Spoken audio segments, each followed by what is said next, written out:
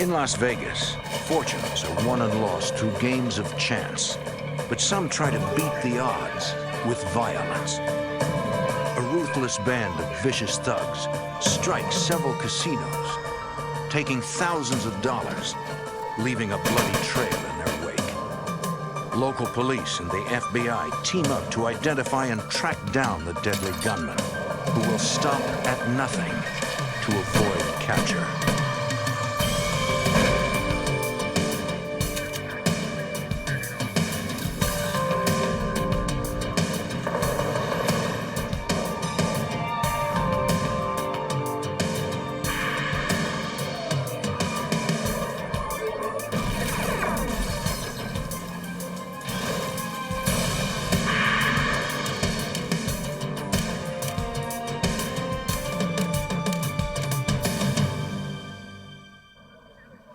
The kind of story that Hollywood films are made of. Brazen armed robberies of Las Vegas casinos. But this was no movie. I'm Jim Kallstrom, former head of the FBI's New York office. They were a gang of criminal masterminds. They carried automatic weapons and were not afraid to use them. With each and every new heist, they became bolder and more deadly, until the FBI stepped in, determined to end their violent rampage.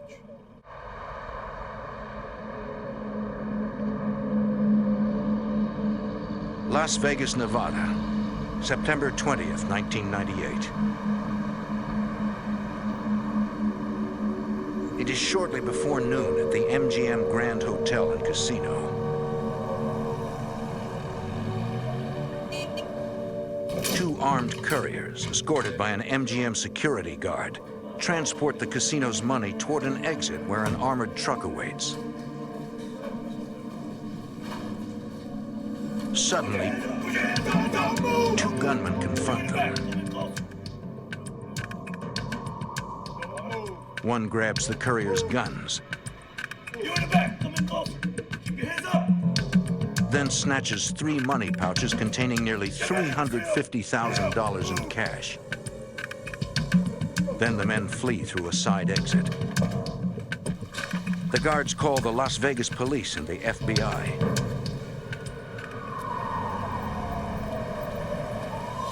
Detectives and agents respond to the casino and interview the guards, who give investigators a rough description of their assailants.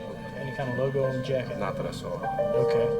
It was two Latinos. I'm pretty sure it was Latinos. What kind of guns were they? They were not The robbers left no physical evidence at the scene. Right. Two semi-automatic weapons. Right. They were standing like right here together. The MGM, like all Las Vegas casinos, has a vast network of security cameras.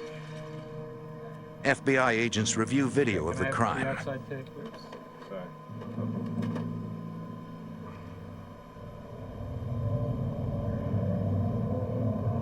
Special Agent Henry Schlump observes the way the lead gunman brandished his weapons, which suggests he could be a dangerous individual. Seeing a subject commit a robbery with a gun in each hand is not typical. That would be a rare occurrence, and I think it would portend the violence that the subject was capable of. We got two-fisted gunslinger. Okay, can you give me the outside tape?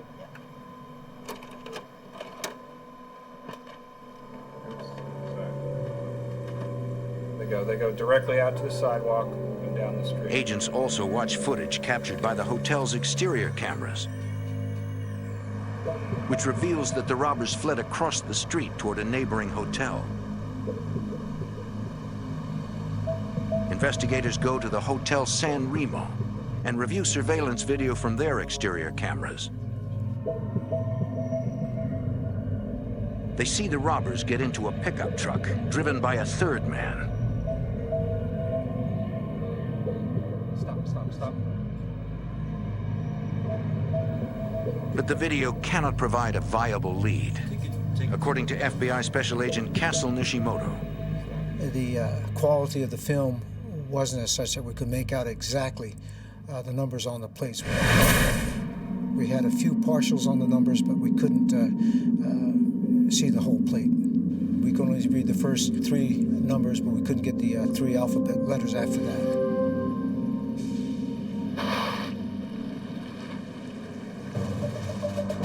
Despite having only a general description, police begin searching for the getaway truck. However, they are unable to immediately find it. Nearly 2 months later, continued search efforts lead to a break in the case. Once again at the San Remo. In the casino's parking lot, a Las Vegas Metro Police detective locates what looks like the getaway truck. The truck's plate numbers match the partial numbers seen on the surveillance tape. To investigators, it seems the robbers waited for the heat to die down after the robbery, then drove the getaway truck back to the San Remo.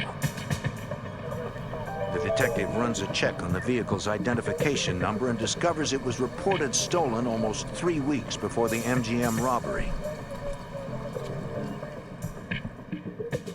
Running a check on the license plate, investigators find it was stolen from a disabled car kept at a Las Vegas storage area.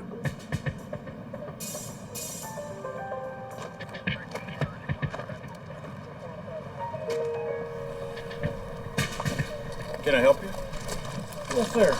Investigator Fleetwood, we're looking into some thefts that occurred. The manager of the facility tells the Las Vegas Metro Police detective he knows nothing about the theft. He suggests he speak to the watchman who lives at the storage area, Jose Vigoa. There he is, right there. The manager points out Vigoa in the distance. The detective asks the manager to have the watchman contact him, but Vigoa never calls. Months pass, and the investigation runs out of leads. June 28, 1999, 9 months after the MGM robbery. At the Desert Inn Casino, an armored van is making its rounds collecting cash.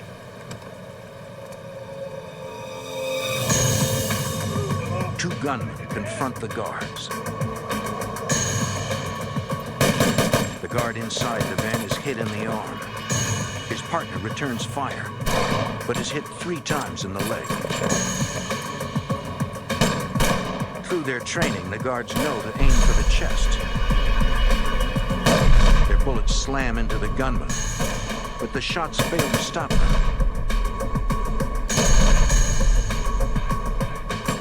They must be wearing body armor.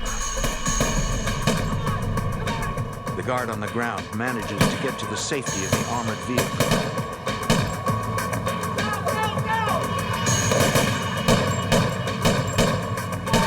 The van's driver heads to a nearby hospital. Both guards survive the gun battle. Within minutes, Las Vegas police and the FBI converge at the Desert Inn. A casino employee tells investigators she saw the gunman flee the scene in a light-colored SUV, and police put out an alert. FBI Special Agent Richard Beasley studies the crime scene. My initial impression was that it was a very bold attempt to take an armored car. These guys weren't afraid to use the firepower that they had with them. There was a number of brass casings in one area and a number of brass casings in the other area where the armored car guards had shot their rounds. Agents believe that the gunmen who committed this attack were not the same ones who held up the MGM. The MO was not the same. In the investigators' experience, criminals rarely change their MO if it has worked in the past. FBI Special Agent Brett Shields. They were successful at MGM indoors, waiting for the guards indoor. The Desert Inn is outdoors, like they're trying to get the whole truck.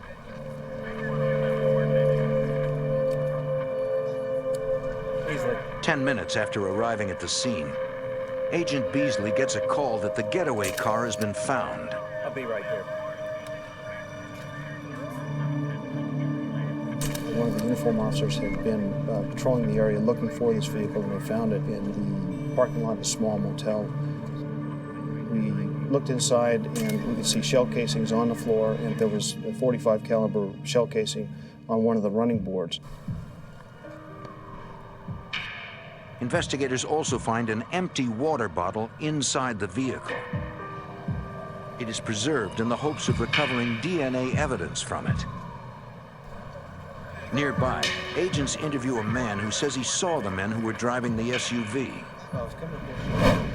There was a witness there that had been walking his dog that had witnessed the exchange of the vehicle.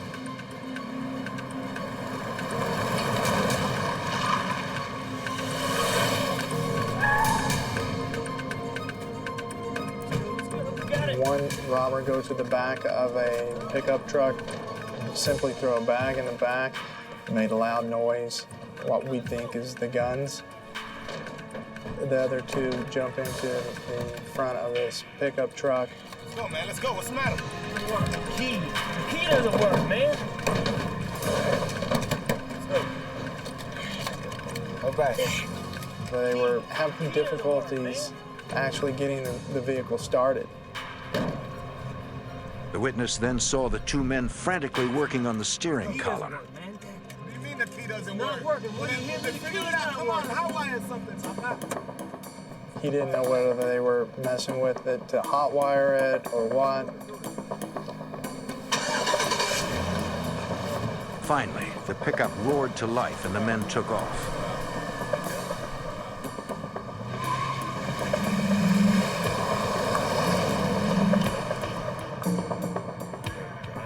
Agents wonder why the robbers had to hotwire their own getaway vehicle. Presumably, they had placed the truck there ahead of time. So why didn't they have the keys? That was strange to us. We couldn't understand why that would have taken place.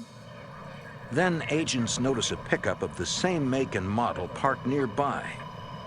We thought maybe because there were two vehicles that were, very similar, parked close together, they had jumped into the other vehicle, and of course their keys don't work, so they had to hotwire it.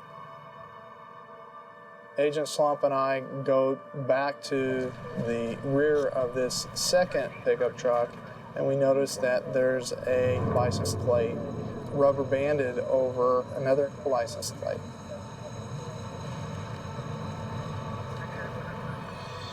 The FBI runs the vehicle identification number on the pickup and discovers that it belongs to an ex-con named Pedro Duarte. The crime scene investigator finds fingerprints on the top license plate. Investigators run the prints and discover they belong to Duarte. This suggests that Duarte rubber-banded the stolen plate to his own pickup. At the request of FBI agents, the witness agrees to describe the three men he saw to a police artist. Investigators hope that composite sketches will aid in identifying suspects. The next day, investigators travel to Pedro Duarte's house to ask him about his truck. So I had the composite with me, and when we go to knock on the door, and Pedro Duarte comes to the door, it's like, holy cow. Duarte bears a close resemblance to the man in the sketch. Mind if we come in and talk to you for a moment? Sure.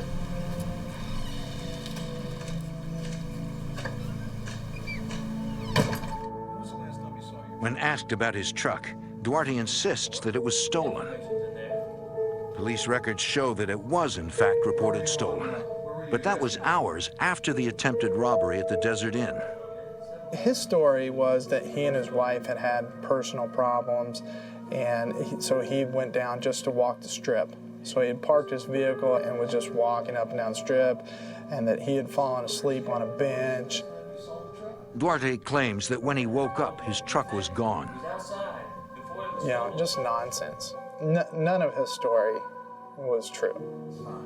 He's just cocky as cocky can be, and his English was fine until we started getting to the harder questions, and then no habla. Duarte suddenly claims he cannot speak English. The Metro Sergeant was even talking to him in Spanish, and he still claimed that he couldn't understand. It was a very frustrating interview. Discrimination. Investigators are convinced Duarte is involved, but are stymied by a lack of direct evidence against him. We still didn't have any answers. I mean, was he up to no good on the strip? Absolutely. Could he have been doing jewelry robberies or purse snatchings or anything else and try to disguise his vehicle and this just be coincidental? Absolutely. Man, I don't know what you're even talking about, man. So we weren't comfortable enough to arrest him at the time. And we got nowhere with the interview.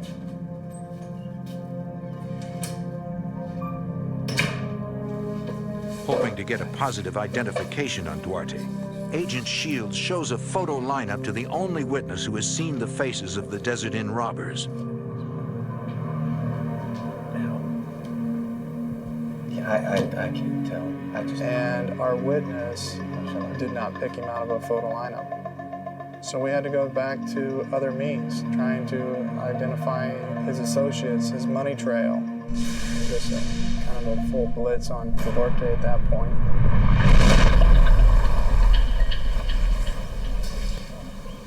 In an effort to gather any incriminating evidence against their suspect, investigators set up surveillance on Duarte.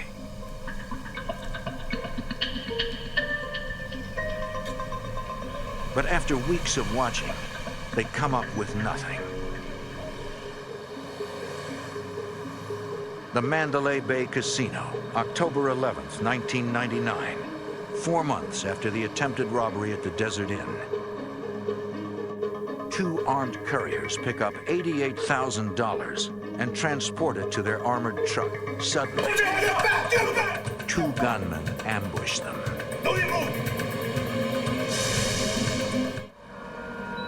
In the fall of 1998, 2 gunmen execute a brazen robbery inside Las Vegas's MGM Grand Casino, taking almost $350,000. Now, a year later, couriers collecting money at the Mandalay Bay Casino are under attack.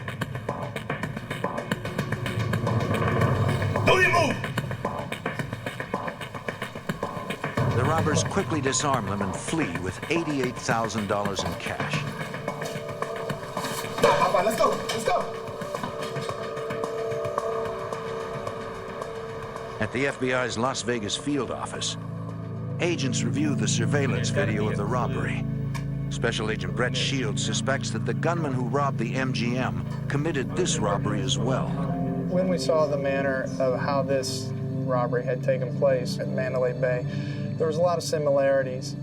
The way the approach was made, the way the weapons were held, weapons in both hands, arms extended, and it did trigger some thoughts that the MGM and the Mandalay Bay are connected. I've been working on this for a long time. Investigators pore over the case, searching for any clue that might have been missed.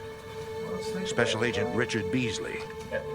Brett Shields and I were in the office. We were talking about the case, what we could do to develop additional leads, make sure all the leads that we had been covered. And I'm looking over his shoulder and I recognize the name on there. Vigoa is the watchman at the storage facility that detectives never got to interview. And at that time, it kind of lights went off for me that I told Agent Beasley, hey, if this is actually Jose Vigoa, then, you know, that's our guy. Jose Vigoa. Who's that? Agent Shields has a history with Vigoa. I had arrested Jose Vigoa in 1990. That was one of the first arrests that I had made as an FBI agent. In 1990, the FBI was investigating Cuban immigrant Jose Vigoa for cocaine trafficking and went to a storage facility with a warrant to search his unit. As they're entering to go do the search, Jose Vigoa speeds away. An agent is standing in front of the gate and he actually tries to run him over.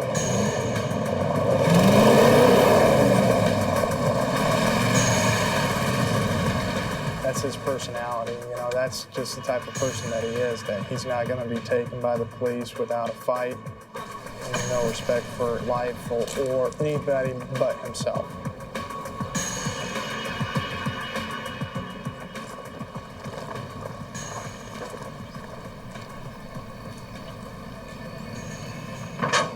Investigators checked Vigoa's storage unit and found a scale covered with cocaine residue and his fingerprints.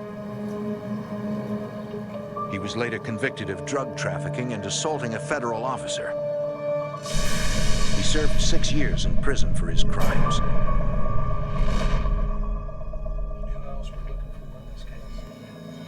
Shields remembers that Pedro Duarte was questioned in connection to the recent Desert Inn shootings. Duarte is Jose Vigoa's brother-in-law. To investigators, it now seems that the 2 robberies inside the casinos are connected to the attack outside the Desert Inn. They all appear to be the work of one group of robbers.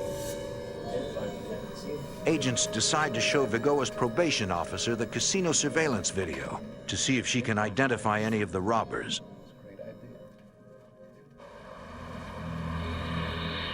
The next day at the FBI office, Vigoa's probation officer watches surveillance tapes of both the MGM and Mandalay Bay robberies. She says one of the gunmen resembles Vigoa,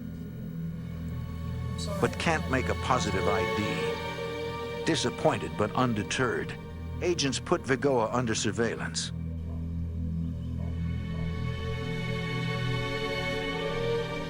According to his probation officer, Vigoa earns only $10,000 a year and lives in a shack at the storage facility where he works. But Agent Beasley discovers that Vigoa actually lives in a middle-class house. We did financial background checks, and the house was in fact purchased just a few weeks after the MGM robbery. It was interesting to us because about $19,000 in cash had been put down on this house. The house was not purchased in Vigoa's name. It was purchased in the name of a person named Oscar Cisneros. Agents suspect Vigoa is using Cisneros as a financial front to hide his purchases. We knew after talking to Vigoa's probation officer that Vigoa was supposed to be working a labor-type job.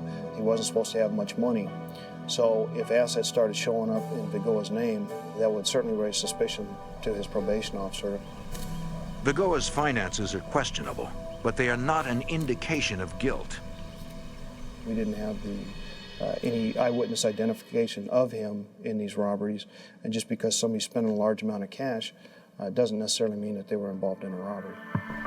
Vigoa was a convicted drug dealer.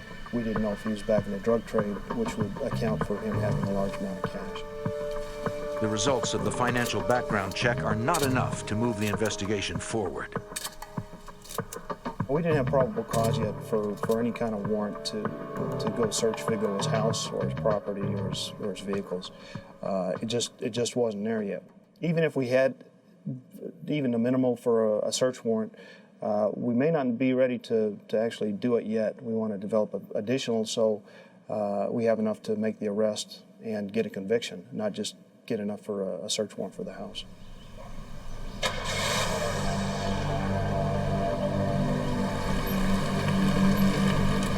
Agents continue to watch Vigoa.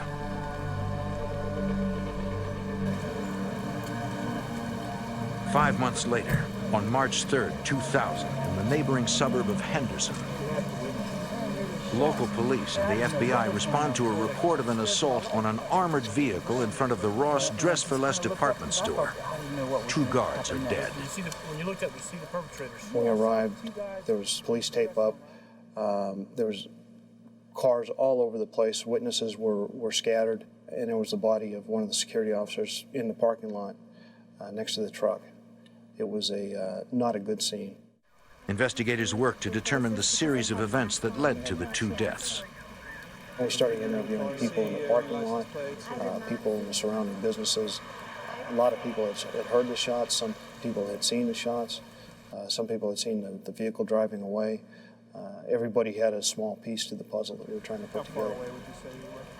According to witnesses, around 11:15 a.m., an armored van parked in front of the department store.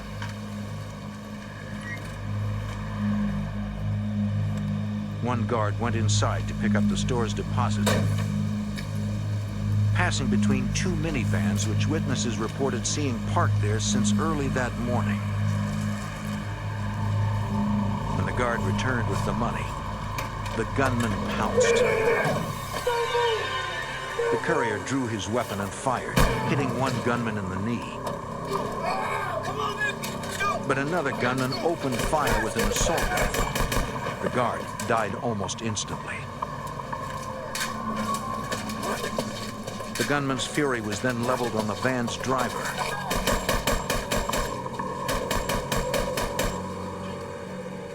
The lead gunman grabbed the money bags. All three men made their escape in what witnesses described as a beige sedan. Their total take was less than $5,000. The amount of violence used in that crime was just incredible. The number of rounds that were fired and the brutal cold-bloodedness that these security officers were killed was just uncalled for. The details of the attack lead agents to believe this robbery was perpetrated by the same group they are currently investigating. The lying in wait, the attempt on the armored car, the high-power weapons, the shots fired, it all matched with the Desert Inn attempt. A crime scene technician processes the minivans used by the robbers, but he is unable to recover any evidence that could help identify them. As investigators continue working into the early evening, they experience a moment of unexpected and chilling sadness. When it's getting around 5 o'clock, cell phone starts ringing on the dead guard, and it was just a feeling of emptiness that it's kind of every cop's nightmare, you know, that you're not coming home that particular night, and then your wife or your significant other is calling, wanting to know where you're at and why you're not home. The phone kept ringing, and everybody wanted to pick up that phone and talk on the other end. It was just a bad feeling. Investigators at the scene decide to join forces to track down the killers. We formed kind of an ad hoc task force within the FBI, Henderson Police Department, and Las Vegas Metropolitan Police Department, in order to identify the group of individuals who were doing these crimes. Everybody's goal was the same, to try to catch these guys. But without any evidence implicating their suspects, they will need to move quickly if they are to capture them before they strike again. In Henderson, Nevada, a group of heavily armed robbers continue their violent rampage with an assault on an armored van, killing 2 guards in a hail of gunfire.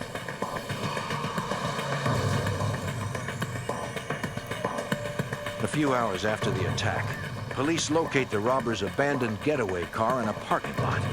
FBI Special Agent Henry Schlumpf investigates. We got there, we could see there was blood in the driver's seat of the vehicle.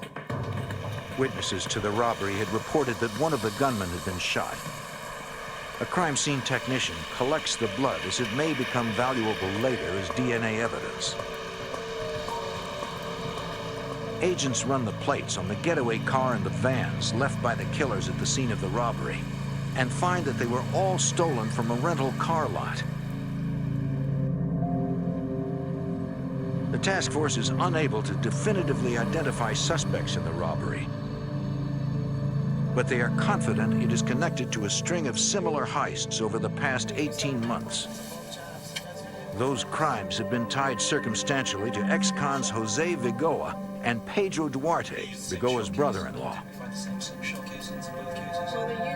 But without any hard evidence implicating the pair, the investigation stalls. June 3rd, 2000, 3 months after the Ross killings, the Bellagio Hotel and Casino. It's shortly after 6 a.m. Casino employees are counting money in the main cashier's cage. This is robbery!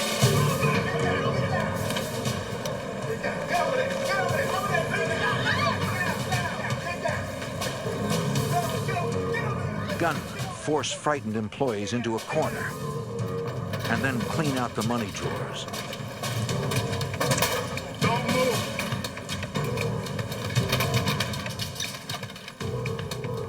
The the robbers take over $144,000 in cash. But the gunmen are not finished. They want more. They target a nearby change booth. This time, the robbers allow the cashier to leave. They steal an additional $10,000. The security guard notices the fleeing cashier on a surveillance camera and zooms in for a closer look. This is Inc. The security room, we have a problem. The guard alerts outside security as he watches the robbers flee the building through an emergency exit. There they are. The robbers jump into their getaway van and speed off with more than $150,000. They are unaware that Bellagio guards in an unmarked van are following them and alerting police. However, once the robbers realize they're being followed, they react with violence. One bullet strikes the security van's tire, ending the pursuit.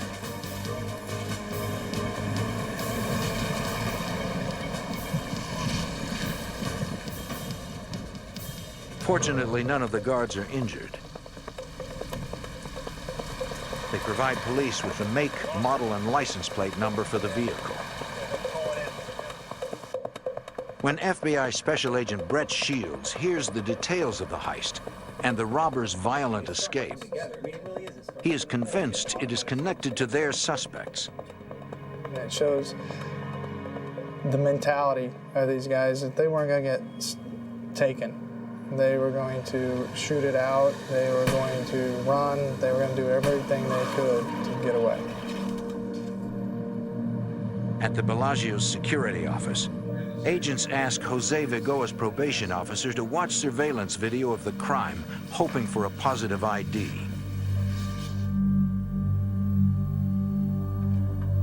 We showed the video, and she said, yeah, that was Jose Vigoa doing that robbery. Sure. I swear to it in court. This is the break agents need to bring in Vigoa. They obtain an arrest warrant, but they worry that this ruthless killer will not be taken down without a fight. In Las Vegas, the FBI has finally identified ex-con Jose Vigoa as the suspected leader of a violent band of robbers who has already killed 2 people.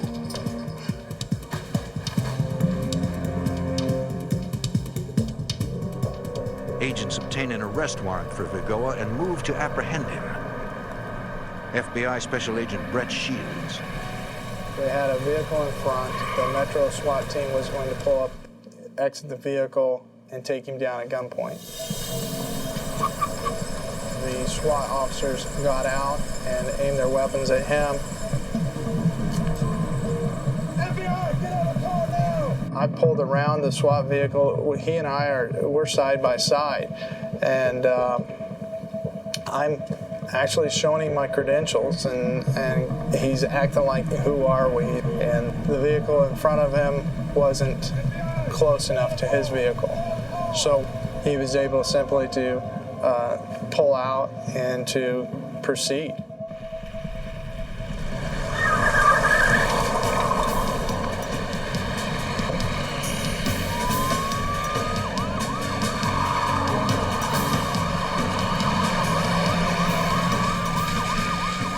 Chase is extremely dangerous, reaching speeds in excess of 100 miles per hour.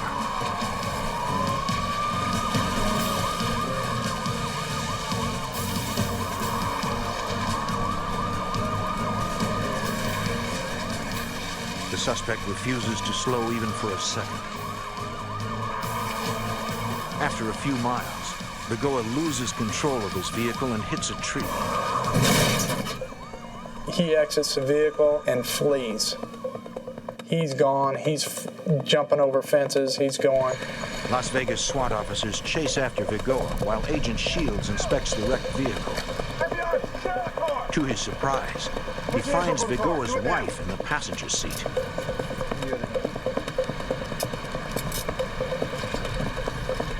She's taken into custody, but is later released when investigators determine she was not involved in her husband's crimes. In the back seat, Agent Shields finds Vigoa's daughter. His wife is in the vehicle along with his little girl. Total disregard for them. Doesn't care that he's leaving them to face the police and all the weapons that's going to be drawn on them. He's taking care of himself. SWAT officers finally catch up to Vigoa and take him down. I arrive right as he's getting picked up. He's just arrogant. You can't touch me. I'm the man. So I said, well, we can touch you, and basically told him this. It ends here. I mean, he's not going to see the light of day again.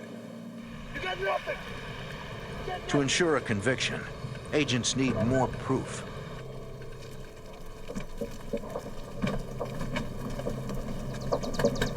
Police, open up! It's the police, open the door! Armed with a search warrant, they enter Vigoa's house and find nearly $100,000 in cash, but no evidence directly connecting him to any of the robberies.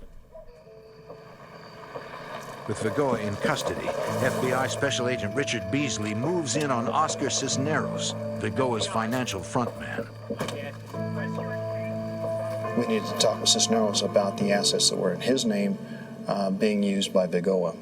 We identified ourselves and told him that Jose Vigoa had just been arrested for the Bellagio robbery and that we needed to talk with him about his relationship with Vigoa and these robberies that have been happening in Las Vegas. I told him that we also wanted to search his house, and Oscar said, that's fine, I'll talk with you and you can search my house. Good, thanks.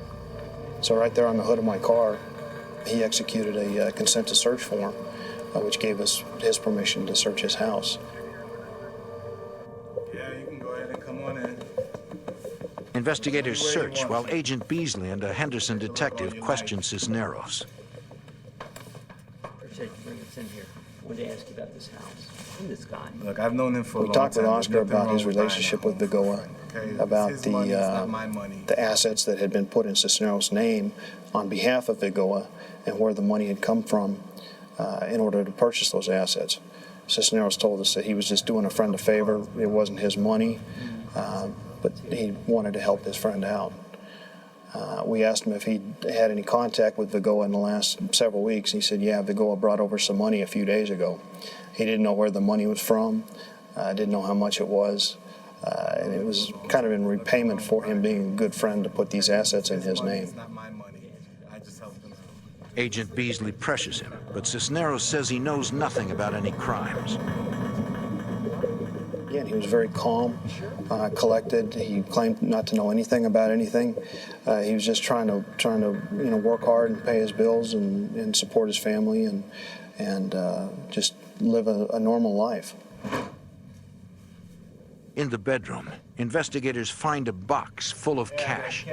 Suspicious, but not incriminating. A lot of hundreds, 50s, 5s, 10s. So, where did you get this from?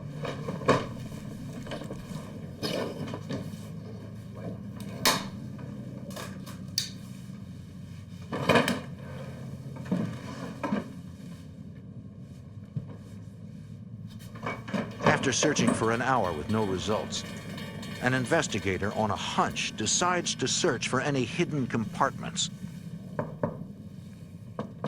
I've got something here.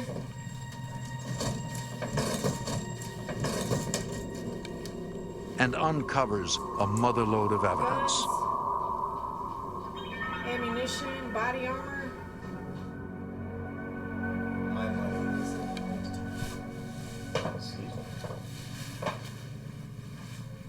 Agent Beasley talks with the searchers. They said, Rich, we found it. We found a secret compartment in his closet. Appears to have everything in it that's going to be what we've been looking for. The agent needs to know if the items in the closet were used in the robberies. So I immediately went back where Oscar was sitting. I said, Oscar, we found it. We found your closet. what's going to be in there. He kind of sighed, he looked down, he said, the guns, everything. So at that point, I knew that he was going to be more of a player than what I thought he possibly could have been. The agent asks him about a scar on his knee. So tell me. And I could see the inside of his right knee, and there was like a puncture wound. I got shot. Shot? Where? At Ross. We were just ecstatic. We identified one of the people who had been shot at the Ross, and we were well on our way to solving that killing. All right. How much time am I looking at? He started asking us what kind of penalty he was looking at, what kind of prison time, and we were very honest with him. We told him, you know, we couldn't tell exactly for sure what he was looking at, but it could very well be the death penalty because of the murders with the aggravated robbery, and he continued to ask us more about the potential penalties. Why do you need the death penalty? I could always put in a good word for you. But I mean, you know, you're going to have to help us out here. All right, look. Eventually he confessed to the Ross killings, the Desert Inn attempted armored car robbery, the MGM robbery, the Mandalay Bay robbery, the Bellagio robbery. Okay, the lead guy is Jose Vigoa. That's the lead guy. Based on Oscar's confession, we learned that Vigoa was the ringleader. He was the one who was organizing everything, deciding which hits to do.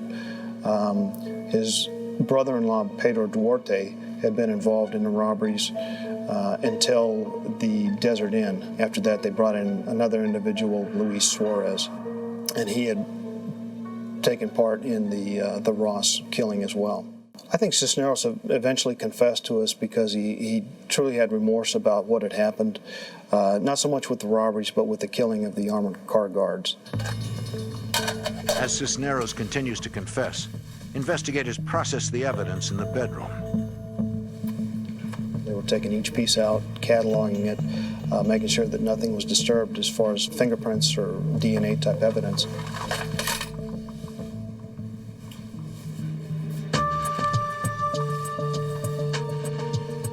Toward the end of the search, they'd found what appeared to be pipe bombs in there. They were 4-inch black PVC type pipes with some type of circuit board attached to them. Investigators confront Cisneros about the bombs, asking if they are real. And Oscar said, no, not really. Didn't really give us a warm feeling that we could rely on what he was telling us. He said, I'm going to ask you one more time. What are these things? He said, oh, we were just playing around. You don't really have to worry about them.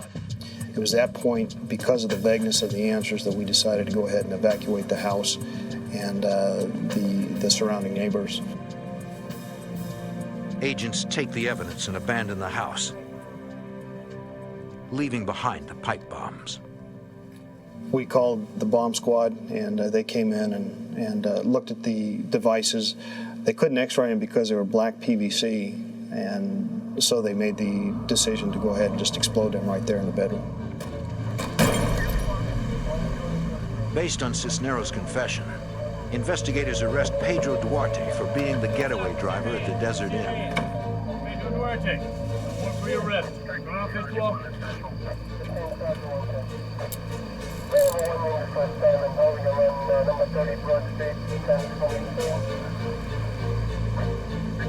Investigators move to arrest the final robber, Luis Suarez, but he has fled the state.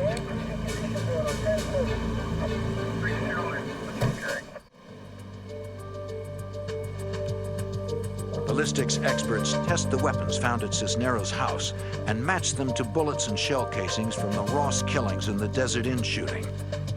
Experts also find critical evidence against Vigoa. We found Vigoa's fingerprint on one of the bullets inside one of the magazines that was in Cisneros' closet. Prosecutors hold Oscar Cisneros at the Clark County Detention Center and intend to use his testimony at trial against the other robbers. We felt like it was a pretty tight package. We had Cisneros' confession. We had all the physical evidence for the guns and the money and the clothing that we found in the closet. So we felt like it was coming together very well. But one event would put the entire case in jeopardy.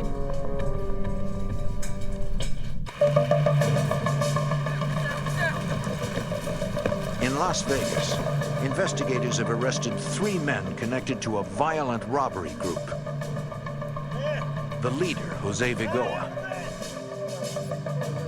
his brother-in-law, Pedro Duarte, and Oscar Cisneros, who confessed everything to federal agents and implicated a 4th man, Luis Suarez, in the robberies. But on October 7th, 2000, the case weakens when Cisneros hangs himself in his cell. FBI Special Agent Richard Beasley. We learned later from the officers who investigated the suicide at the detention center that Vigoa had been sending messages up to Cisneros to do the right thing. I think that Cisneros didn't want to put his family through any more problems, and he just didn't want to deal with it, so he took the easy way out and killed himself. When Cisneros dies, his confession dies with him, since it would be inadmissible in court. The prosecution team turns to forensic science to tie the other robbers to the crime. DNA evidence from the recovered water bottle and ski masks links Vigoa, Duarte, and Suarez to the crimes. The blood evidence recovered belonged to the now deceased Cisneros.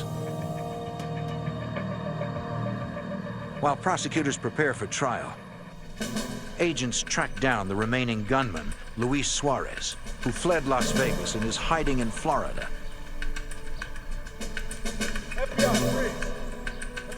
FBI Special Agent Brett Shields. We went down to Florida, discredited all his alibis, and then he was ultimately arrested for this crime. In the fall of 2003, 5 years after their spree of robbery and murder began, Suarez, Duarte, and Vigoa go to trial in Las Vegas. Luis Suarez plea bargains to 1 count of armed robbery and receives a sentence of 6 to 15 years. Pedro Duarte takes his chances at trial and is convicted of 2 counts of attempted murder and other charges. He is sentenced to 16 to 70 years. In order to avoid the death penalty, Jose Vigoa pleads guilty to 2 counts of first-degree murder and 44 other charges. He is sentenced to life in prison without the possibility of parole. It took the combined efforts of 3 law enforcement agencies to bring this vicious gang of robbers to justice. This case was solved not by the FBI, but by the cooperation between the FBI, Henderson Police Department, and Las Vegas Metropolitan Police Department. It was just a great feeling to be able to wrap up a case like this. Obviously, there were many victims, not just the security officers who were killed, but their families and the people inside the casinos and the people who were traumatized watching these armored car robberies go down and the casino robberies. There's a lot of people really shook up over this, and to take these guys out of the mix was a very good feeling. And the next time someone threatens the safety of the citizens of Las Vegas, local police and the FBI will be there to stop them.